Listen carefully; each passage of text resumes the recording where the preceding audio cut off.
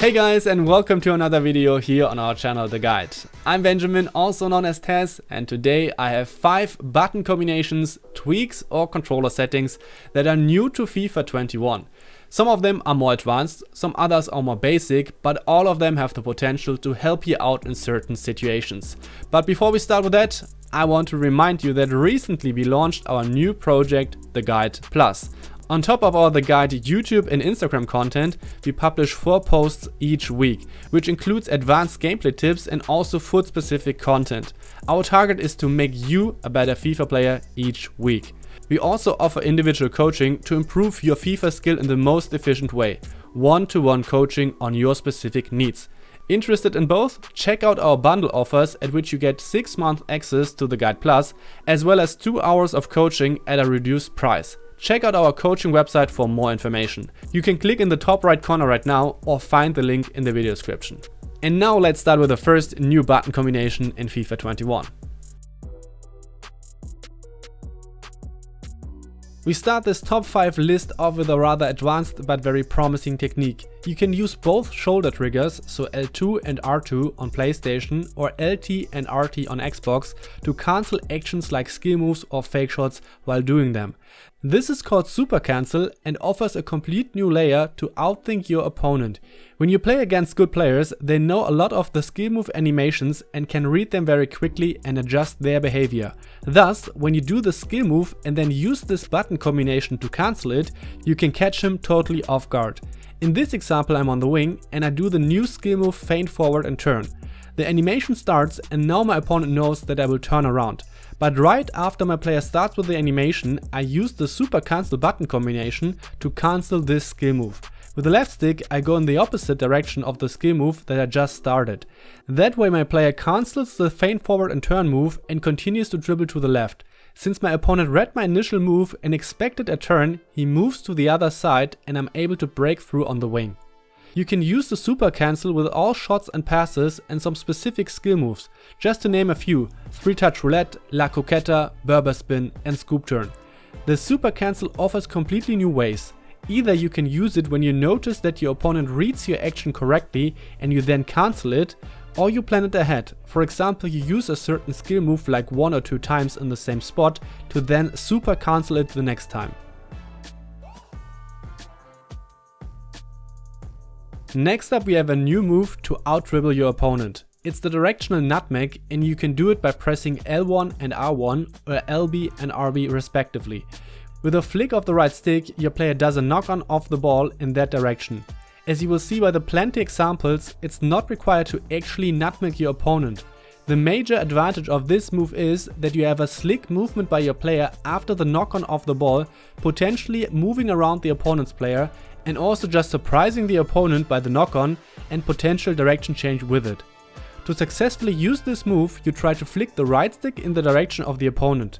This can be directly at him or slightly to his side.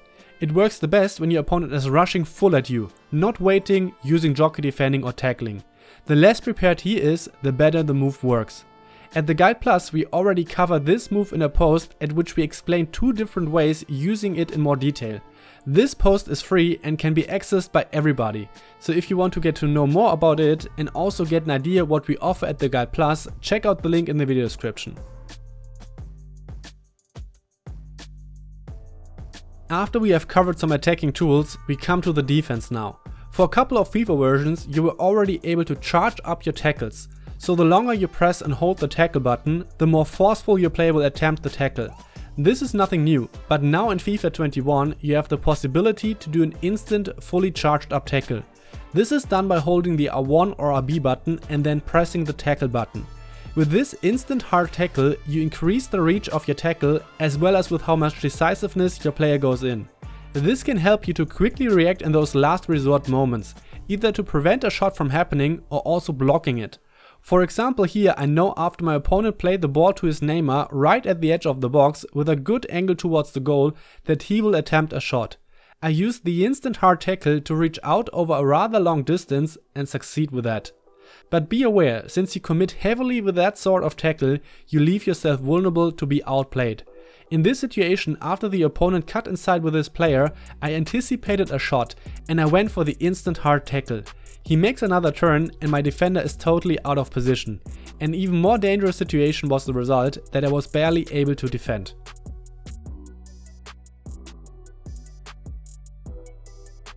Using the R1 or RB button to call players short on a free kick or goal kick is nothing new, but FIFA 21 has a real improvement in that regard.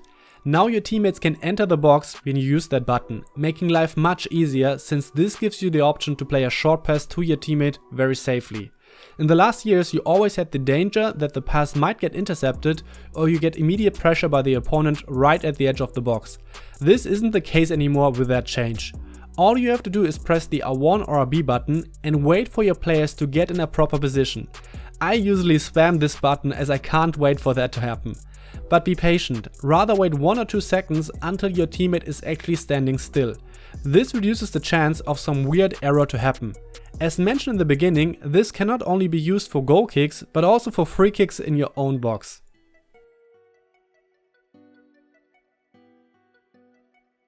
At last, we want to talk about the 6 new controller settings that are in the game and allow to tweak your game experience.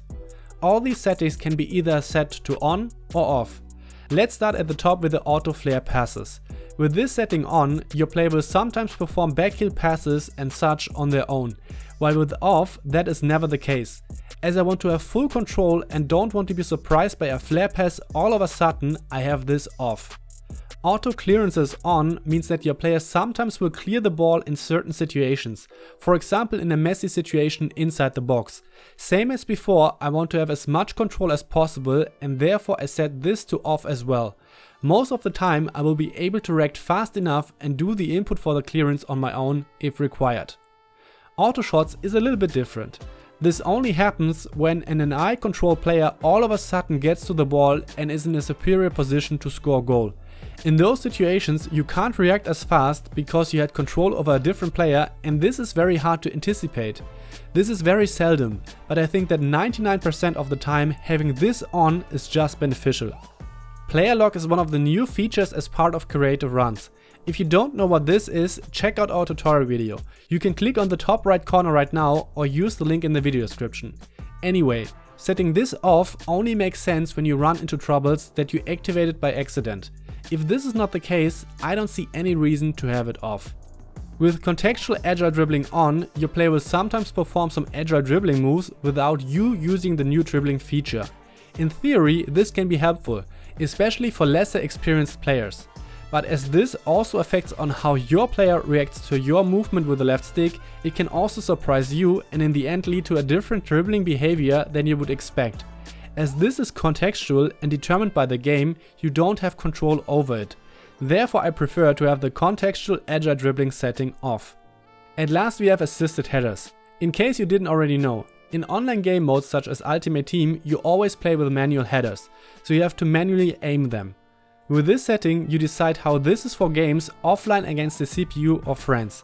It's definitely easier to play with assisted headers, but if you want to prepare yourself for online games and don't want to switch all the time on how you have to deal with those heading situations, I would recommend having it off.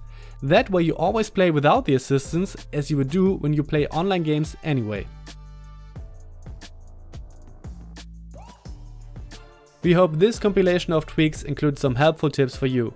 If you enjoyed this video, please leave a like and also subscribe to our channel to not miss any of our upcoming videos that will help you to improve in FIFA. Also don't forget to check out the guide plus post about the Directional Nutmeg and also other free posts that give you an idea what we offer you at the Guide Plus. Thanks for your attention, keep a clean sheet, I'm out.